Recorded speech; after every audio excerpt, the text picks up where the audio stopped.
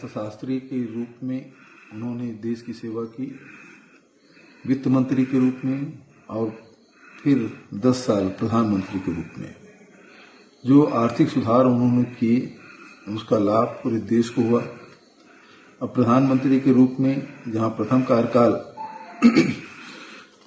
कृषि सुधार, कृषि के एमएसपी की जो कीमत है उसको उन्होंने बढ़ाया, और वहीं मनरेगा जैसे 5 बड़े कानून उन्होंने बनाए, इससे आम जनता को लाभ हुआ है।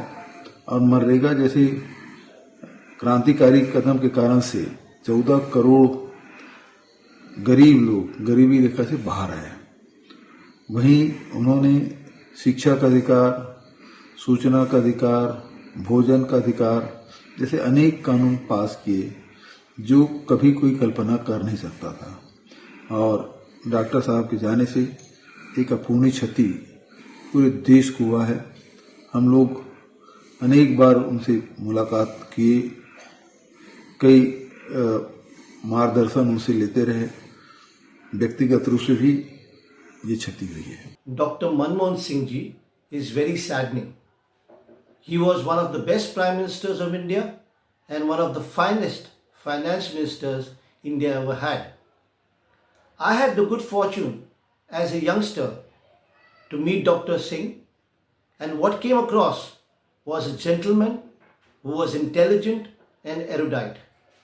His soft-spoken nature left an indelible mark on your minds. My condolences to members of his family. May the Lord Almighty give them the strength to bear this loss. Doctor Manmohan Singh ji के निधन के बारे में जानकर बहुत गहरा दुख हुआ है। डॉक्टर मनमोहन सिंह जी इस देश में एक आर्थिक क्रांति लेके आए। डॉक्टर मनमोहन सिंह जी चाहे आरबीआई के गवर्नर रहे हों, वित्त मंत्री रहे हों या देश के प्रधानमंत्री 10 साल रहे हों, उन्होंने अपने व्यक्तित्व को इस तरह से देश के सामने रखा जैसे वो एक देश के सेवक हों। पाकिस्तान में जन्मे और भारत में आकर अपनी शिक्षा क्रांति के चलते उन्होंने देश की सबसे ऊंची पदवी पर पहुंचे, देश के प्रधानमंत्री के रूप में।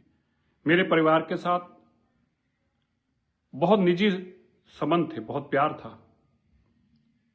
ऐसा सम्मान देना, जिस कुर्सी पर वो बैठते थे उनके सामने छोटे से छोटा इंसान भी जब होता था तो ये महसूस नहीं करता था कि डॉक्टर मनमोहन सिंह जी बड़ी कुर्सी पर बैठे।